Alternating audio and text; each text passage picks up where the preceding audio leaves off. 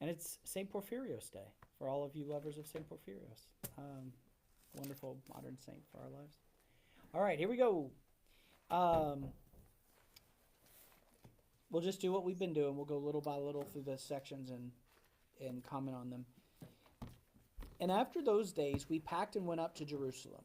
And some of the disciples from Caesarea went with us and brought with them a certain Mnason of Cyprus, an early disciple with whom we were to lodge. And when we had come to Jerusalem, the brethren received us gladly. On the following day, Paul went in with us to James, and all the elders were present. Okay, so there you have the bishop, James, with his elders, his presbyters, his priests. When he had greeted them, he told in detail those things which God had done among the Gentiles through his ministry. And when they heard it, they glorified the Lord. And they said to him, "You see, brother, how many myriads of Jews there are who have believed, and they are all zealous for the law. But they have been informed about you that you teach all the Jews who are among the Gentiles to forsake Moses, saying that they ought not to circumcise their children, nor to walk according to their customs. What then? The assembly must certainly meet, for they will hear what you have to that you have come. Therefore, do what we tell you. We have 4 men who have taken a vow. Take them and be purified with them, and pay their expenses, so that they may shave their heads, and that all may know that those things of which they were informed concerning you are nothing, but that yourself also walk orderly and keep the law. But concerning the Gentiles who believe, we have written and decided that they should observe no such thing, except that they should keep themselves from the things offered to idols, from blood, and from things strangled, and from sexual immorality." All right, so we'll stop there for just a second.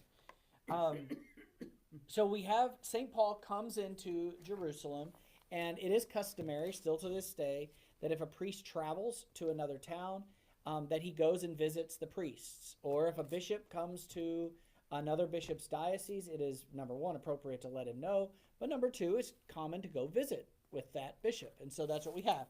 St. Paul arrives in Jerusalem. The first place he goes is to the bishop of Jerusalem, right? We know James is the bishop of Jerusalem because it said that in Acts 15. So he comes to James. James is there with the presbyters, the elders, what we call now priests, and they have a little meeting. And they let St. Paul know that there's a rumor going around that he's telling people not to keep the Jewish law, even though they're Jewish. In other words, the rumor had gotten started. You can kind of understand where it's coming from because we've been watching this happen. He's been hanging out with Gentiles a lot, and he's telling them they don't have to do the special acts of the law, right? So he's with Gentiles a ton. So now the rumor's gotten around that he's telling Jews not to be Jewish anymore. Well, that's not true either about St. Paul, because we know St. Paul took a vow and cut his hair and is trying to make it to Jerusalem to finish that vow. So actually, he is keeping the law even himself. But the rumor's going around.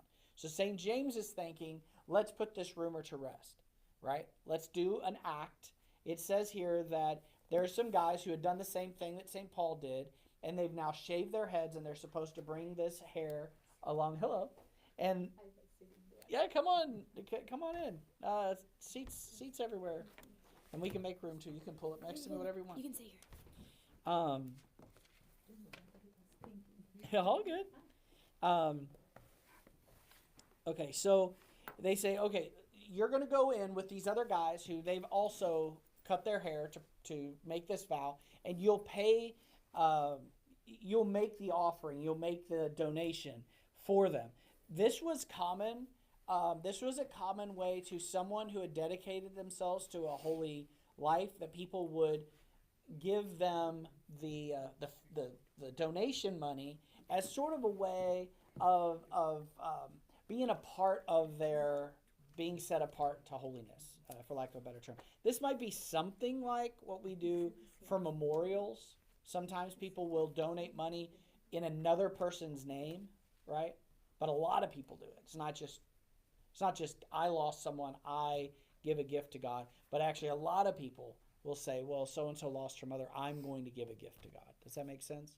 So that's what's going on in this story, is let's make this very clear. You are supporting them financially. You are yourself going with them into the temple to fulfill this vow. St. Paul keeps the law with when it's regarding the Jews. But then St. James makes it clear that he also agrees with St. Paul that the Gentiles do not need to do this. Okay? That this is important because, well, remember, if you know your book of Galatians, you know that there is also a thing where some people came from James and condemned St. Paul, right, for not doing things properly. And so this shows us that St. James agrees with St. Paul that Gentiles don't have to become Jews, but Jews are not automatically Gentiles. They will continue with those things that were appropriate. Now, what are the divisions? What's the difference? What he's referring to as works of the law that Gentiles don't have to do is offerings at the temple. Those kinds of things. Okay? Circumcision, giving offerings, making these offerings at the temple, keeping the great feasts at the temple. And that makes sense, right? That makes sense because they aren't even allowed in the temple. But he's not telling the Jews, who that's the norm, they need to keep doing it until God takes away the temple, which they know is coming because Jesus said it's coming. Right? Does all this make sense? Just want to make sure that we're kind of clear on this. The book of Acts is trying to make clear to us, and we don't want to miss it, that all of the apostles were teaching the same thing. There's not some rogue St. Paul going around bringing in Gentiles, and at home St. James is all grumbling, how dare he do this kind of a thing, right? They completely agree. So this is what's being emphasized. There are some who would say that the book of Acts is actually a defense of St. Paul. That it's a defense of St. Paul to the Roman authorities, that he is not an agitator. He's just a holy man spreading the good news of Jesus Christ. He is not a political agitator. Likewise, therefore, he is not bringing a division between Jew and Gentile. He's not causing the arguments. They're causing the arguments. And this is what the book is certainly doing. Whether that's the only point of the book, I don't know. But that's, some people would say that. Okay. So they come up with this plan to make sure that everybody knows that St. Paul does keep the law. And they make clear that the Gentiles do not have to keep these laws, but the Jewish people will continue on with these things. We'll go on. Then Paul took the men, and the next day, having been purified with them, entered the temple to announce the expiration of the days of purification, at which time an offering would be made for each one of them. Now, when the 7 days were almost ended, the Jews from Asia, seeing him in the temple, stirred up the whole crowd and laid hands on him, crying out, "Men of Israel, help! This is the man who teaches all men everywhere against the people, the law, in this place. And furthermore, he's also brought Greeks into the temple and has defiled the holy place." For they had previously seen Trophimus the Ephesian with him in the city, whom they supposed that Paul brought into the temple. But he didn't. The proof of this is they don't have Trophimus. They don't have the Greek. All right? So they're already in a little bit of trouble. They don't actually have the evidence that they need against St. Paul. And St. Paul wouldn't have done that. We know he's a good Jewish guy. He's actually he's studied under Gamaliel. He's a rabbi. He's well respected. He's not going to defile the temple. But this is what they're going to try to bring him up on charges. And all the city was disturbed, and the people ran together, seized Paul, and dragged him out of the temple. And immediately the doors were shut. Now as they were seeking to kill him, news came to the commander of the garrison that all Jerusalem was in an uproar. He immediately took soldiers and centurions and ran down to them. And when they saw the commander and the soldiers, they stopped beating Paul. Then the commander came near and took him and commanded him to be bound with 2 chains. And he asked who he was and what he had done. And some among the multitude cried one thing and some another. So when he could not ascertain the truth because of the tumult, he commanded him to be taken into the barracks. When he reached the stairs, he had to be carried by soldiers because of the violence of the mob. For the multitude of the people followed after, crying out, "Away with him." Okay, so we're starting to hear overtones of Christ's own sufferings, right? Away with him. Crucify him, they would say, Christ. Then as Paul was about to be led into the barracks, he said to the commander, "May I speak to you?" He replied, "Can you speak Greek? Are you not the Egyptian who some time ago stirred up a rebellion and led 4,000 assassins out into the wilderness?" But Paul said, "I'm a Jew from Tarsus in Cilicia, a citizen of no mean city, and I implore you, permit me to speak to the people." So when he had given him permission, Paul stood on the stairs and motioned with his hand to the people. And when there was great silence, he spoke to them in the Hebrew language, saying, okay, so they've drummed up a false accusation. It's mentioned in this section here. It says they took soldiers and centurions. That means there's 2 centurions present. This would mean that there are 200 soldiers that are running into this mess. So you can imagine when it says they stopped beating Paul. Yeah, they did. Right? Because this is a small army coming at you. And so that gives us at least a sense of the scale of what must have been going on in the streets. And by the way, the centurions, the Romans, they are not going to have an issue enforcing this. If it comes to blows, this is going to get real short. It's going to get very, very messy, but it is not going to take long. These are highly trained soldiers, and they have come now to bring peace. It's interesting. We have here St. Paul turns and speaks to him in the Greek language. In the original Greek, there's actually a change in the tone. It's now spoken in very formal Greek. He doesn't just address him in Greek. He addresses him in very good grammar and with a good accent and with the right words that would show that St. Paul knows how to speak to somebody of rank. So when the guy says, "Whoa, you can speak Greek," he's not just saying, "Can we talk in my language?" He's thinking, wait a minute, this guy isn't who I think he is. And we find out who he thinks he is this Egyptian person. So I did a little research on this. The Egyptian Jewish person that they're referring to had previously attempted to attack Jerusalem with the word that we have in the passage. Let me try to find here this verse. I think it's verse 38.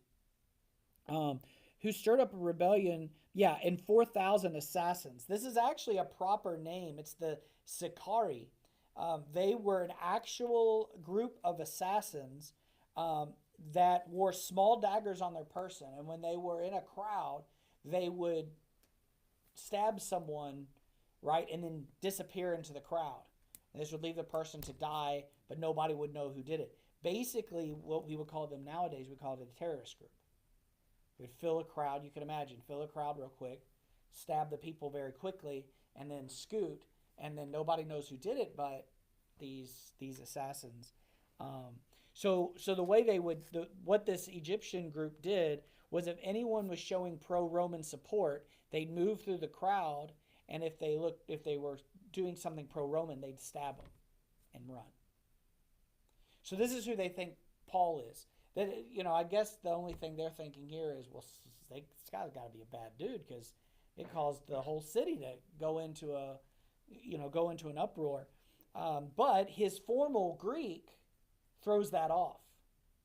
Right? Whoa. Who are you? You're not speaking like an Egyptian Greek.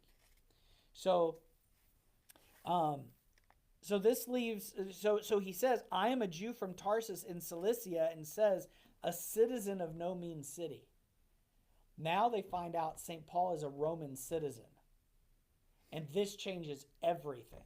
Because most people, we think of citizens as being pretty much anyone who lives inside the borders of the United States, someone who's naturalized through birth. This was not the case in the Roman world. You had paid a lot of money for your citizenship, or someone very important in your family, maybe a major landholder, maybe a war hero, had attained it and passes it along through their blood. But there is nobody that's just born a citizen of Rome.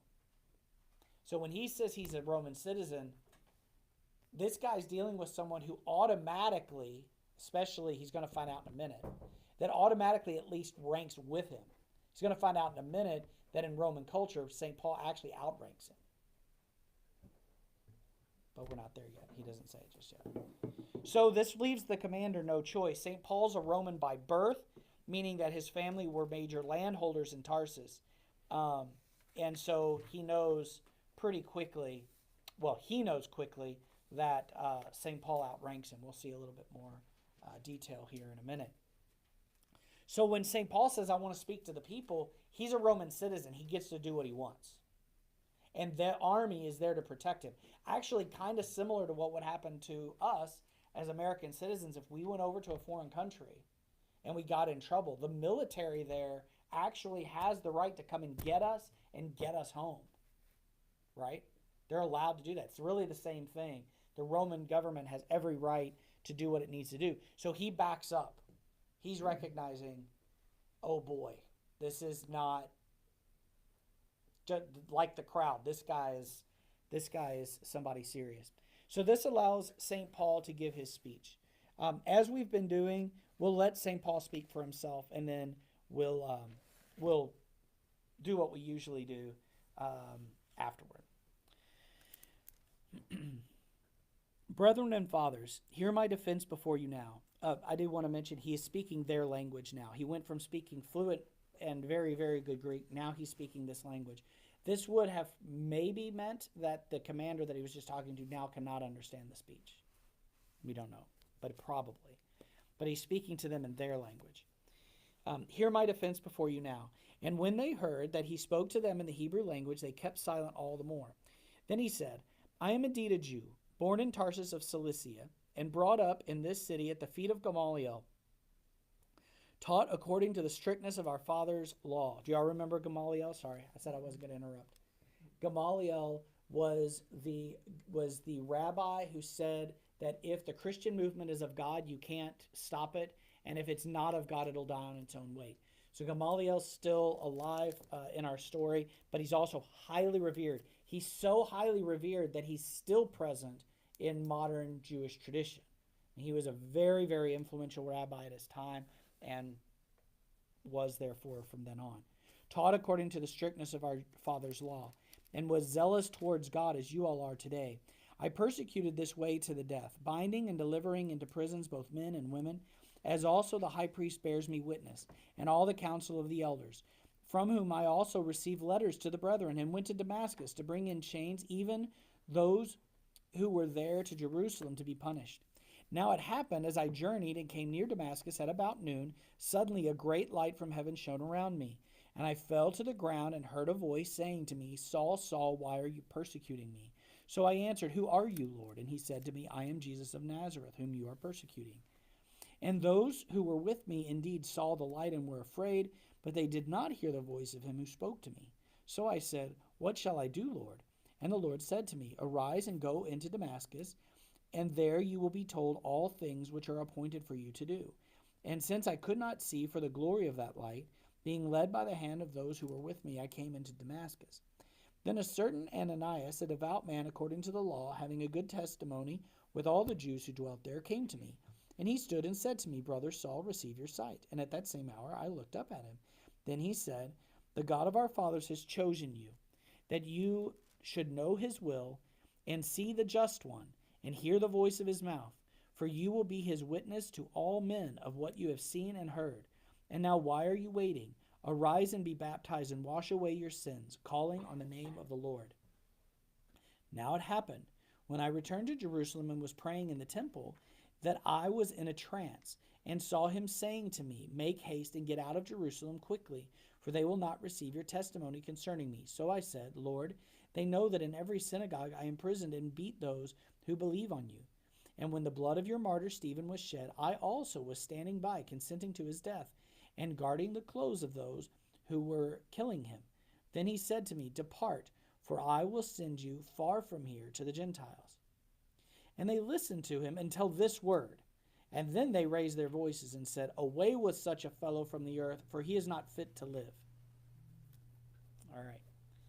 So he gives them his story, his experience, and they listen.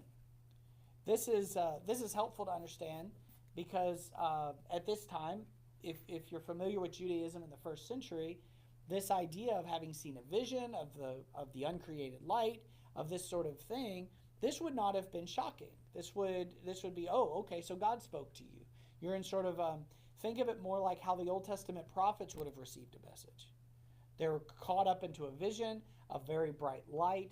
They're there. God is high and lifted up on his throne, and they're in the mix of the other prophets and the angels and so on. So that all is fine, and they're listening, and they're being receptive, apparently, or at least being willing to listen to him, until he gets to the part where he mentions, "I will send you far from here to the Gentiles." It's at this that the problem begins. Okay? And we kind of know now why, right? There's a few really key reasons. But this idea that God would go to the Gentiles, one, that's not a good sign. When God went to the Gentiles in the Old Testament, it actually would mean that there's judgment coming on the Israelites, right? Think of Jonah, right? There's this idea that if the prophet leaves God's people because they won't listen, and he goes to the Gentiles and the Gentiles listen, that's bad news for us. And it is in the Old Testament. This would not go over well. But also part of it is, this is what they were upset with St. Paul with the first place, right? That he's been hanging around with Gentiles, and he's teaching them to do things that are not in the Jewish way. All right. Are there any questions on this? There on the speech. The biggest point that strikes me is the vision of Christ. Once again, it's a bright light. This is something that still happens to this day among our saints, and we refer to it as seeing the uncreated light.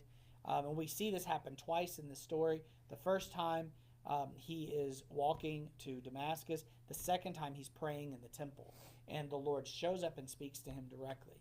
It also explains why the Lord shows up and speaks to him directly. Some people wonder about this, like, why doesn't Jesus still do this? Well, he does actually. He did to St. Paisios, for instance.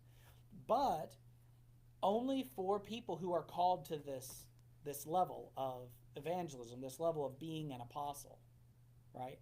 We're not all called to that.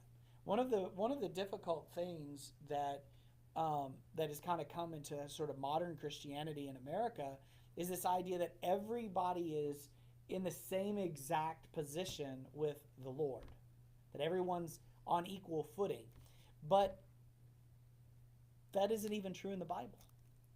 There were 12 apostles. There were many disciples, but there were only 12 apostles. Of the 12 apostles, there were 3 that were closest to the Lord. Right? So there's always this idea that there are people who are closer and there are people who are not as close. Which then raises the question, well then, golly, does that mean that I'm relegated as like third class, some classes in heaven or whatever? But this is not the image that we see either in the Lord. Because we actually find out that the hierarchy of the saints is not a pyramid going up, but a flipped pyramid. It's an upside down pyramid. Christ is at the bottom of it, is those who are closest to the Lord bring up and grab and pull along those who are beneath them to raise them higher than them. So let's think St. Peter.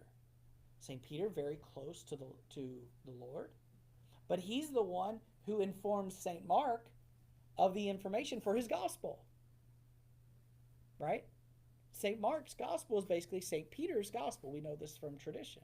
But this is a perfect example that had he not been on the inside, he could not have shared with Mark these stories. And by sharing with Mark these stories, we get to come to believe and to behold, in words, what St. Peter beheld. Right? So the idea is not that it's a hierarchy and everybody's kept below the other and held down, but rather that it is the more that people draw near to Christ, the more they grab the person, we say below them, and bring them to the Lord and raise them up higher. We talk about this in catechism class, that each rung of the angels reaches below and pulls them up above. That's why I said it's an upside down pyramid. Rather than seeing it as, well, I'm the great saint and you're just a little piddly saint. It's the other way around. The great saint is trying to pull us and make us greater than themselves. Right? So we see this kind of motion, and actually we see this motion even in this in this passage because he's having these revelations of Jesus Christ. Other people aren't, but it's through those revelations that the word goes out to the Gentiles. See? It's not a I'm better than you. It's that the greatest will become the servant of all. So, what about us who haven't seen the uncreated light? What about those of us who have not seen the Lord, the risen Lord? Well, we've talked about this, but the saints make it very clear. The reason why God doesn't do that for everybody is it is a great burden. You now no longer have a choice what you're going to do with your life. And God largely likes to let us freely choose the path that we go in life. He likes us to use our creativity and our will to align with him and to grow. It leaves us free. St. Paul's not free. And to have this level of revelation also means that you're going to have the same level of persecution as Christ. So for us to not have visions, for us to not have these communications with the Lord is not actually bad for us. It's actually good for us. God leaves us free. We're allowed to grow freely. We're not under obligation, right? We're only under obligation to what everyone's under obligation, right? St. Paul, though, does not get a choice. If he doesn't do what the Lord wants, there will be judgment because the Lord has been very clear with him what he's expected to do. And this is what the saints teach us, okay? So we don't have to feel bad that we're not receiving these visions or that we're not a bishop or whatever it is, the patriarch. I'm not the patriarch of Antioch. I don't lose sleep over that because the patriarch of Antioch has a ton of responsibility. God's called him to a very high level. That's a lot of responsibility. I have less responsibility. That's a blessing when that happens. When the king doesn't give you some sort of special job, it's good sometimes just to be a servant of the king and not necessarily be his emissary or whatever. All right, does that kind of make sense? So we don't really need to get too caught up in like the hierarchy of all of this because we learned that the hierarchy actually helps us. It's not a top-down force holding people down. It's actually a servanthood of bringing people closer and closer to the Lord, right? But we also don't need to ask for these kinds of revelations because if the Lord feels that that's what's needed, he'll do it. But if he does it, we have an obligation. We're not free, right? I mean, we are still free, but you better do it. Does that make sense? Okay, cool.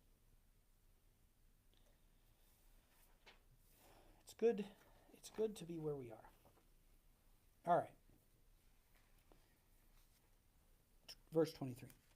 Then, as they cried out and tore off their clothes and threw dust into the air, the commander ordered him to be brought into the barracks and said that he should be examined under scourging, so that he might know why they shouted so against him. And as they bound him with thongs, Paul said to the centurion who stood by, "Is it lawful for you to scourge a man who is a Roman and uncondemned?" When the centurion heard that, he went and told the commander, saying, "Take care what you do, for this man is a Roman." Then the commander came and said to him, "Tell me, are you a Roman?" He said, "Yes." And the commander answered, "With a large sum I obtained this citizenship." St. Paul says, "But I was born a citizen." Then immediately those who were about to examine him withdrew from him. Right? This is what we were talking about. When St. Paul says this, they get real scared. They could get anything they do to him, they could get from the emperor. Yeah. So they it's like they left. Could you imagine? You're like brought in and they're expecting to beat you to give and he says one word and everybody goes and he's left alone. Yeah. So they're scared now. He found out that he was a Roman and because he had bound him. Okay. I'm sorry. And the commander was afraid after he found out that he was a Roman and because he had bound him. The next day, because he wanted to know for certain why he was accused by the Jews, he released him from his bonds and commanded the chief priests and all their council to appear and brought Paul down and set him before them. All right, so we're going to get another talk from St. Paul here. All right. So, wanted to say something about this. I'm trying to remember regarding the regarding this situation. Oh, so as Christians, we see here the situation with St. Paul. He uses what tools he has available to him, right? At first, he says, I'm a citizen. He speaks in formal Greek to get the opportunity to speak. Then he moves and speaks in Hebrew to the Hebrews in the hopes that they'll understand that he's their countryman. Now, when he realizes he's in big trouble and things aren't going so well, he utilizes the fact that he's a Roman citizen also for the benefit of the gospel. And this is a good thing for us to remember, that being Christian does not mean just, laying aside our brains and not thinking through things. He's very clearly, St. James did it too. They're very, they have a lot of ingenuity, a lot of creativity about how to use what's at hand, the tools that they have to further the gospel. And that's okay for us too, right? We don't break the law. We don't see anything like that here. They're not doing criminal activity to spread the gospel. We don't see anything like that, but we do see them being very creative in how they're allowing and what they're using to move the gospel forward. We saw this with St. Paul when he says, I'm being tried for the resurrection, right? We'll see that too. Yeah. All right. So let's go ahead. Then Paul, looking earnestly at the council, said, Men and brethren, I have lived in all good conscience before God until this day. And the high priest Ananias commanded those who stood by him to strike him on the mouth. Then Paul said to him, God will strike you, you whitewashed wall, for you sit to judge me according to the law, and do you command me to be struck contrary to the law? And those who stood by said, Do you revile God's high priest? Then Paul said, I did not know, brethren, that he was the high priest. For it is written, You shall not speak evil of a ruler or of your people. All right, so right there, we have this interaction. Ananias is not properly dressed because they've called this court sort of all of a sudden, so he's not in his normal royal attire. So he doesn't know who he is, right? So he immediately calls him on it, say, hey, you're trying to enforce the law. You're not even keeping the law. Do you talk to the high priest like that? And immediately he takes it back. He said, no. This is the level at which St. Paul keeps to the law. Right? Even when maybe the rest of us might go, yeah, that's what I said. Right? But no, he says, oh, I didn't realize you were the high priest. Because he's keeping the law. He's doing what God wants. He's walking the path of Christ, even though this isn't going maybe the way that we would hope. But when Paul perceived that one part were Sadducees and the other Pharisees, he cried out in the council, Men and brethren, I am a Pharisee, the son of a Pharisee. Concerning the hope and resurrection of the dead, I am being judged. And when he said this, a dissension arose between the Pharisees and the Sadducees, and the assembly was divided. For the Sadducees say there is no resurrection and no angel or spirit, but the Pharisees confess both. Then there arose a loud cry, and the scribes of the Pharisees' party arose and protested, saying, We find no evil in this man, but if a spirit or an angel has spoken to him, let us not fight against God. All right, so once again, in this ingenious moment, he says something that he realizes, oh, this should work. And he just throws a bomb in the middle of the room. I'm being tried for being a Pharisee. And then all the Pharisees say, oh, he's our guy. And causes all kinds. Again, he's using what's available to him. He's using the truth. He's not committing any crimes. But he is using the tools that are available to him to spread the gospel and to move things forward. Nothing wrong with creativity. Nothing wrong with trying to stay out of martyrdom.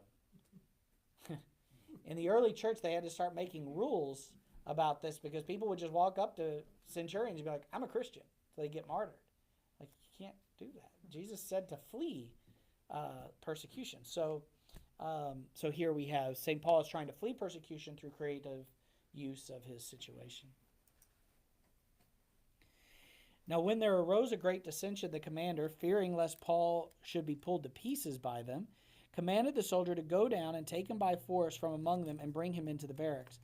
But the following night the Lord stood by him and said, Be of good cheer, Paul, for as you have testified for me in Jerusalem, so you must also bear witness at Rome.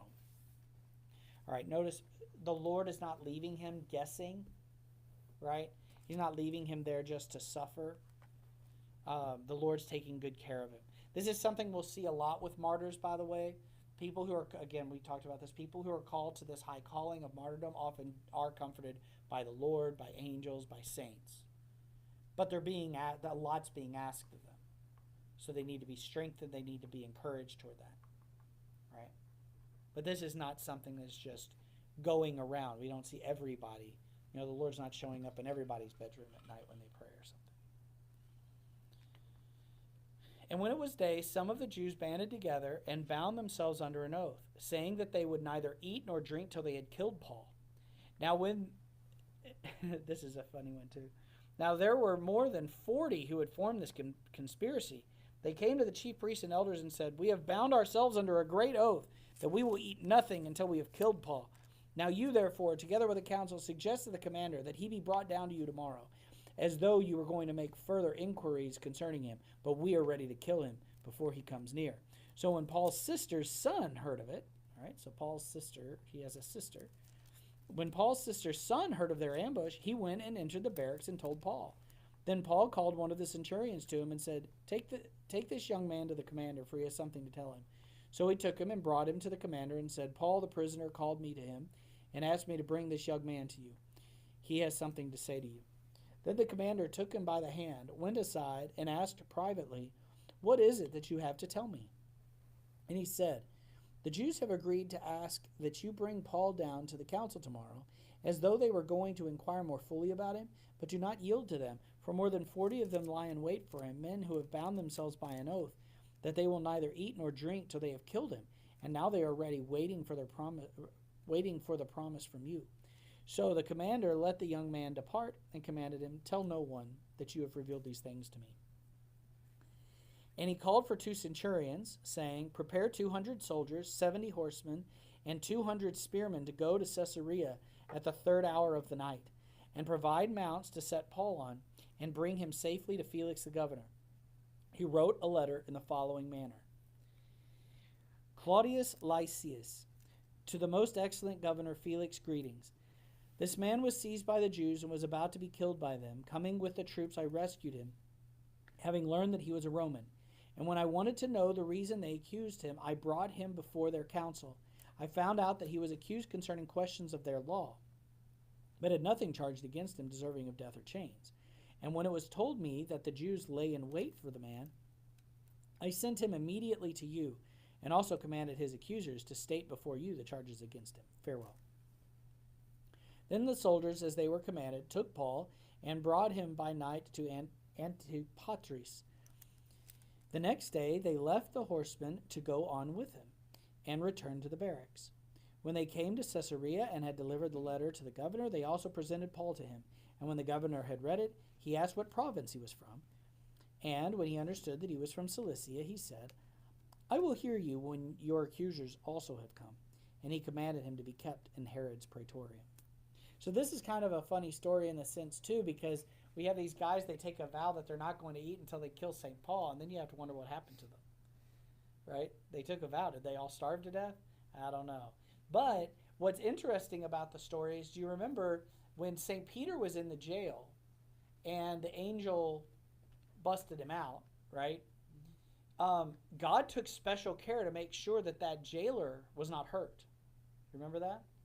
And made sure that that jailer ended up being okay, because that would have cost him his life, but he's protected. And then when it happened to St. Paul, remember that one was even more extraordinary, because it turned out that St. Paul and the prisoners stay in the prison so that the guard will not be accused, and they still get out, but God protects the guy who's taking care of the jail. But this time we don't see that, because these people have taken a vow. They're God's own people, and they've taken a vow to kill one of God's messengers. So we don't see any intervention for them. We'd have to imagine maybe they starved to death, but of course we know they probably did. They probably just broke their vow, as people do. But they were talking all big and bad until, it happens. The young man is probably given the word that's used here. He's probably about 12, which is also a really sweet part of the story if you think about the bravery of this young 12-year-old young man, they call him, who is brought in. It even says, it refers to the fact that they take him by the hand. It's like a little kid, you know. There's this little kid ends up breaking this plot of 40 assassins, you know, which is very dramatic, but also helpful for us to recognize all of the ways that God uses to protect his saint here. And we also see Paul's sister. There's references to her in letters as well, but we see that Paul has a sister here and that her son was nearby to overhear the thing. Does anybody have any questions at this point? We're going kind of fast, but it's because there's not. Now we're like in the drama, you know. Got to see the next episode. You know, it's like a Netflix binge at this point. All right, I'll take that as proceed, Father. All right, we got a few more minutes. Now, after 5 days, Ananias the high priest came down from the elders and a certain orator named Tertullus. These gave evidence to the governor against Paul. And when he was called upon, Tertullus began his accusation, saying, "Seeing that through you we enjoy great peace and prosperity is being brought to this nation by your foresight, we accept it always and in all places, most noble Felix, with all thankfulness. Nevertheless, not to be tedious to you any further, I beg you to hear by your courtesy a few words from us. For we have found this man a plague, a creator of dissension among the Jews throughout the world, and a ringleader of the sect of the Nazarenes. He even tried to profane the temple, and we seized him and wanted to judge him according to our law. But the commander Lysias came by and with great violence took him out of our hands, commanding his accusers to come to you. By examining him yourself, you may ascertain all these things of which we accuse him." And the Jews also assented, maintaining that these things were so. So you can hear this is a Greek lawyer. Can you tell how the tone changed? He gives that really long intro. This is really typical of rhetoric at that time. So he gives this really long intro. It sounds very formal until he says, "This man is a plague," and goes on into things. These orators, we think of orators as like a good speaker, but actually orators largely at this time were lawyers. Okay, so that's his job. He's coming and he's being very formal, setting forward the accusation against St. Paul. The Jewish people that we see here at the end, it says that the Jews also assented, maintaining that these things were so. It's because they've hired basically a lawyer. Speak the language. Let's get this guy convicted and move on with life. Then Paul, after the governor had nodded to him to speak, answered, "Inasmuch as I know that you have been for many years a judge of this nation, I do the more cheerfully answer for myself, because you may ascertain that it is no more than 12 days since I went up to Jerusalem to worship. And they neither found me in the temple disputing with anyone, nor inciting the crowds, either in the synagogues or in the city. Nor can they prove the things of which they now accuse me. But this I confess to you, that according to the way which they call a sect, so I worship the God of my fathers, believing all things which are written in the law and in the prophets. I have hope in God, which they themselves also accept, that there will be a resurrection of the dead, both of the just and the unjust. This being so, I myself always strive to have a conscience without offense toward God and men. Now after many years I came to bring alms and offerings to my nation, in the midst of which some Jews from Asia found me purified in the temple, neither with a mob nor with a tumult. They ought to have been here before you to object if they had anything against me, or else let those who are here themselves say if they found any wrongdoing in me while I stood before the council, unless it is for this one statement which I cried out standing among them concerning the resurrection of the dead, I am being judged by you this day." But when Felix heard these things, having more accurate knowledge of the way, remember the way is what Christianity was called before it was called Christianity, he adjourned the proceedings and said, "When Lysias the commander comes down, I will make decision on your case." So he commanded the centurion to keep Paul and let him have liberty, and told him not to forbid any of his friends to provide for or visit him. Okay, so he's what we might think of here. He's not under guard in the sense of like as a prisoner. He's free, but they're protecting him. Very similar to what like an old jail was meant to do. So actually, not to imprison you, is actually to keep you safe until you could stand trial. That's what's going on here. And after some days, when Felix came with his wife Drusilla, who was Jewish, any of you all looking for a girl's name, you can pick Drusilla there. That's a good one. He sent for Paul and heard him concerning the faith in Christ. Now as he reasoned about righteousness, self-control, and the judgment to come, Felix was afraid and answered, Go away for now.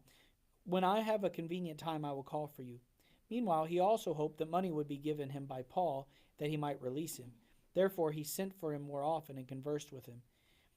But so for money, and that kind of makes sense because he said he's a citizen by birth. So the thought might be, oh, he's pretty well off. Maybe I can get a little money off of this guy before I let him go. But after 2 years, Porcius Festus succeeded Felix, and Felix, wanting to do the Jews a favor, left Paul bound.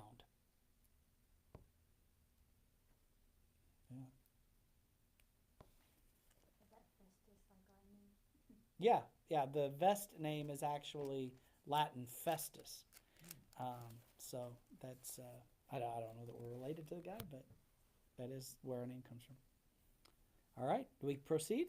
Keep going? Paul wasn't bound for 2 years right there, was he? It was just the time between the two people. Yeah, he's in this like semi incarceration sort of state, right? He's being kept safe but not physically bound. Now when Festus had come to the province, after 3 days he went up from Caesarea to Jerusalem. Then the high priest and the chief men of the Jews informed him against Paul, and they petitioned him against asking a favor against him, that he would summon him to Jerusalem while they lay in ambush along the road to kill him. But Festus answered that Paul should be kept in Caesarea, and that he himself was going there shortly. Therefore he said, Let those who have authority among you go down with me and accuse this man to see if there is any fault in him. And when he had remained among them more than 10 days, he went down to Caesarea. And the next day, sitting on the judgment seat, he commanded Paul to be brought. When he had come, the Jews who had come down from Jerusalem stood about and laid many serious complaints against Paul, which they could not prove.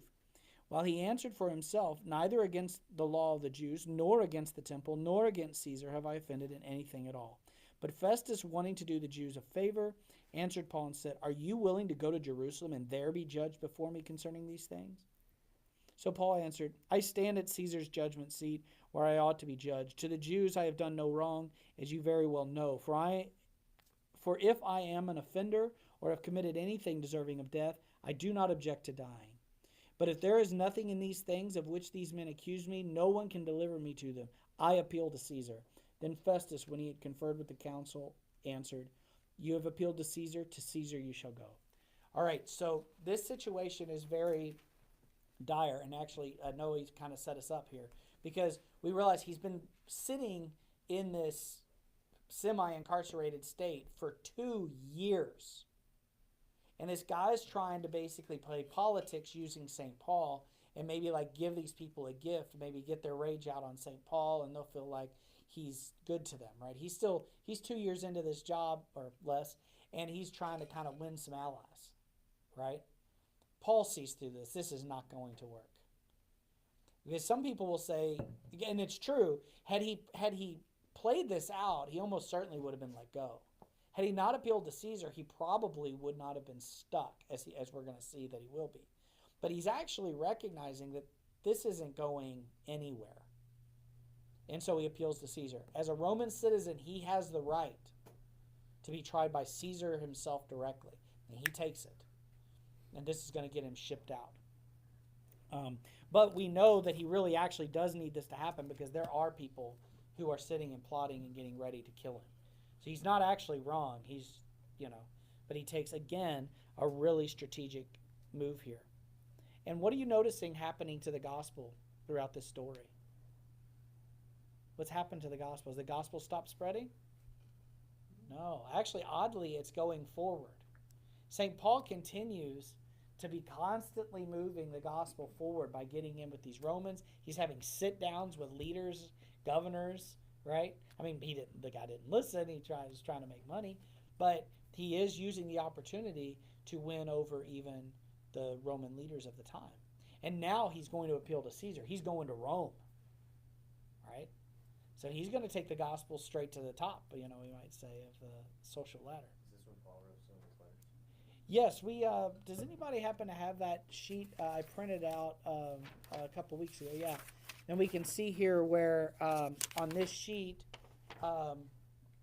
where we are and which letters were written during this time. So we're in Acts 21 to 23 here. So this would have been perhaps Galatians. It's got here, I'm sorry, hold on. The arrest in Jerusalem. This would be around the time of right after Romans, before Ephesians would be what we're looking at here. Yeah. And we know those dates actually pretty accurately because some of the dates that we've seen in the last couple weeks, we are actually recognizing. We can put him on our calendar. Like we can figure out exactly what year, even some cases what month some of this is happening historically. All right, let's finish off with Festus's plan. And after some days, King Agrippa and Bernice came to Caesarea to greet Festus.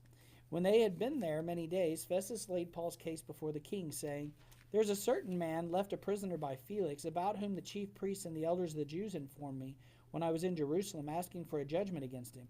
To them I answered, it is not the custom of the Romans to deliver any man to destruction before the accused meets the accusers face to face and has opportunity to answer for himself concerning the charge against him." Notice he did not actually say that.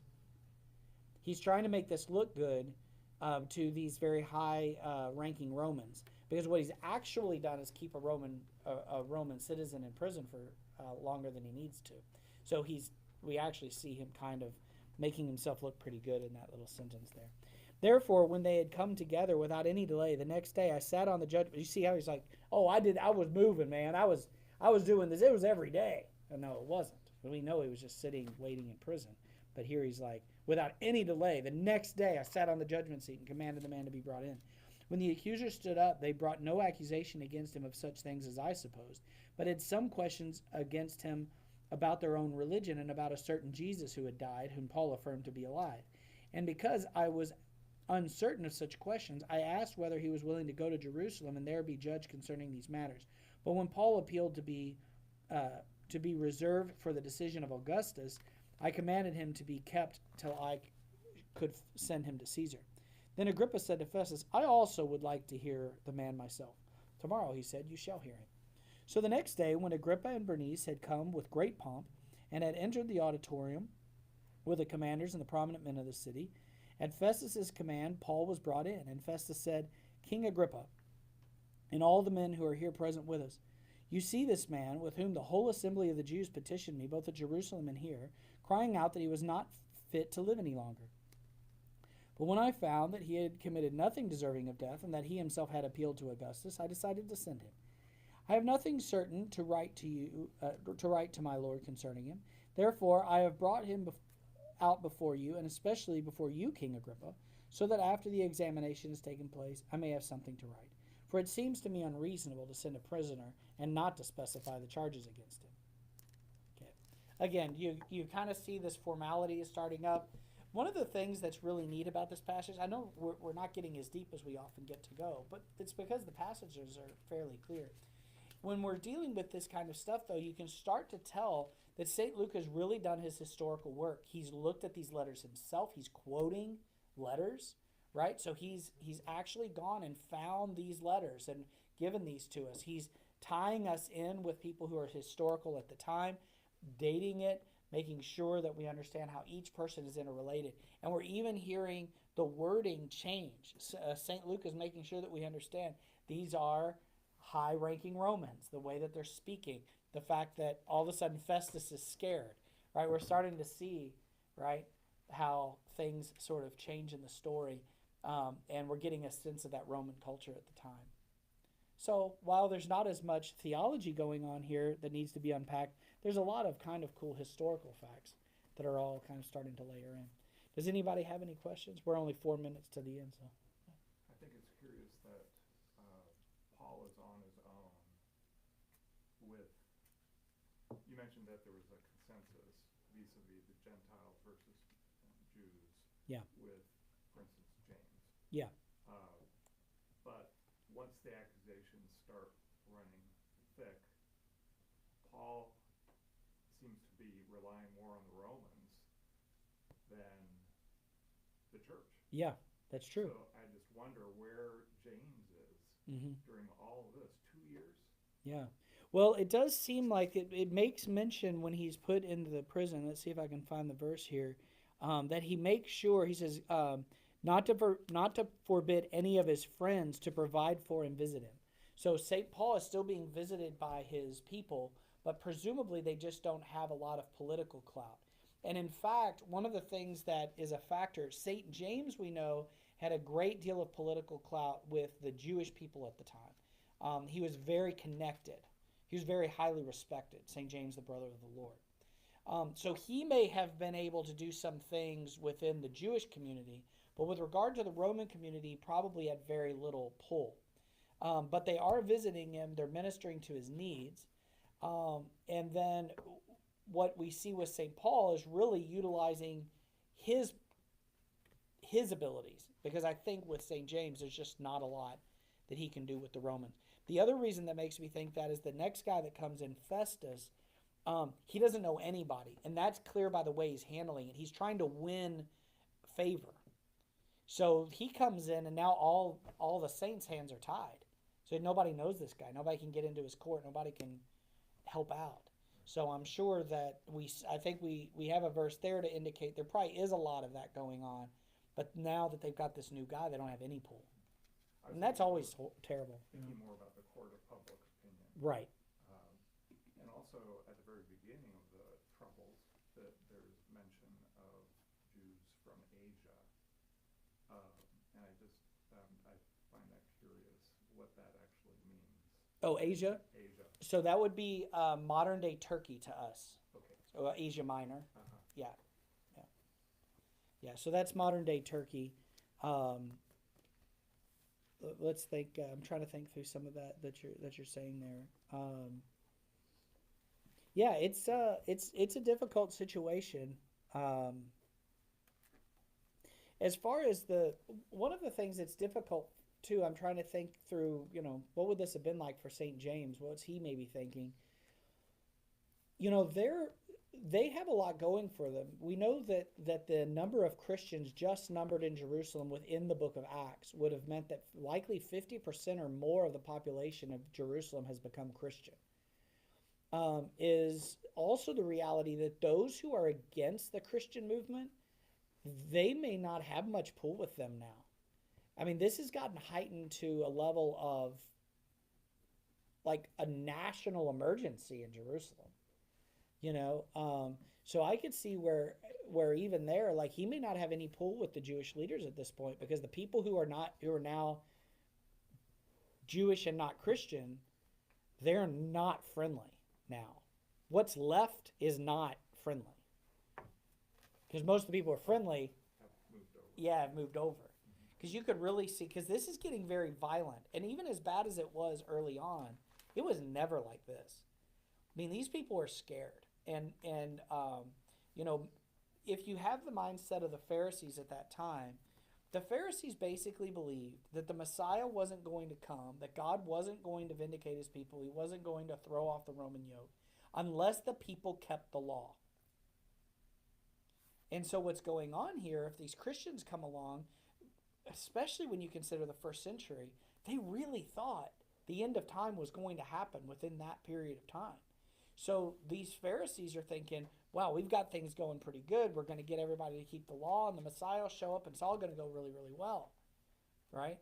Well, then it turns out that the Messiah does show up, says they're the ones that aren't keeping the way, and then takes half the nation away from this, which could lead to their ruin. Of course, Jesus told them, no, actually what's going to lead to their ruin is you all aren't repenting and living for God. But they're going to be very scared. They're going to be thinking God's mad at us, and they're going to be thinking worse, in the immediate term, the Romans may get mad at us. And the bad thing about the Romans getting mad at you is they don't ask. They'll just level your city and salt the ground and leave. Like, they don't care. If there's money to be had, they'll make money. Otherwise, you're done. So I think they're very scared. I think they're concerned that this means the end of their way of life, and probably see the Christians as traitors. Not that they're agreeing with the Romans, although St. Paul is kind of. But they're seeing them as traitors, as like we were right on the cusp of the end, and now, of course, the Christians are probably like, well, we are at the end. The Messiah did come. You know this, you know. But, yeah, very troubling time, you know. And would the Sadducees be more at the center of opposition to Paul versus Pharisees? Right. He's definitely tried to pal up with the Pharisees where possible. I think probably both sides don't like him very well. The Pharisees because he was a Pharisee. So he's kind of making them look bad. The Sadducees, because the Sadducees were considered very corrupt. They were the priests that ran the temple. They were seen to be very corrupt. Their basic goal was to keep a peace, to keep everything, level ground with the Romans. And that's why they're kind of seen as like, kind of liberal in their beliefs, because their idea is just like, do not rock the boat. The Pharisees are like, no, rock the boat. We need the Messiah to come and overthrow the Romans. Sadducees are like, you're all going to get us all killed. Let's tone it down a bit. But the Sadducees are going to see a problem with this too, because they just want this to stop. Also, he's a danger to them. If what Jesus said is true and the temple's going to come down, the Sadducees will be no more. So that's got to be scary too. Yeah, he's definitely got a problem, right? The movers and shakers of this town either don't care who he is, or if they do care, they do not like him. You know, and this is extraordinary because he studied under Gamaliel. A lot of these people betraying him, maybe they were his friends, people he'd grown up with his whole life, maybe people he went to school with Gamaliel. You know, it doesn't mention it, but you'd have to think it's probably true. Yeah, good questions. I'm with you. It's a tough thing to make sense of, but then again, it is sort of, and a lot of the church fathers talk about this, how much this parallels the passion of Christ. Right? St. Paul has been called to be an apostle of Christ, and that means that he has now entered into the life of Christ. He is going to live Christ's life in himself. And maybe that's a good place to leave Bible study today, is that when we're called as Christians, a lot of times I think we think of being following God or whatever, sort of in a pagan way. It's like, oh, if we make God happy, he'll be good to us, right? And things will go well for me. But that's not real. I mean, I would still say it does mean things go well for us, but it goes well spiritually. But the world around us may be very, very tumultuous because we're Christians. Because we're not just expected to believe in Jesus and then things go well for us. We believe in Jesus, which means we live the life of Jesus. Right? That means if I follow Jesus, what do? I carry my cross. Right? Jesus doesn't say, I carry the cross so you don't have to. Say, he who would come after me will follow after me, take up his cross. Right? And follow me. Right? So we literally live in ourselves the life of Christ, whether that's as martyrs, as we're seeing here, and as we would see with the lives of the martyrs, or a martyrdom of our whole life being dedicated to God, laying down our life, taking up his life and doing his works. Even though we might want to do other things, we do what he wants. That's a martyrdom too. Paul Evdokimov, a great Russian emigre to France in World War II, Orthodox Christian, wrote, all Christians will ultimately die a martyr's death. That's his point. So we either die literally as martyrs, or we lay down our life for Christ our whole life, and we die martyrs. He says, because we all die at the hands of God's greatest enemy, which is death itself. Lord of mercy. Let's pray.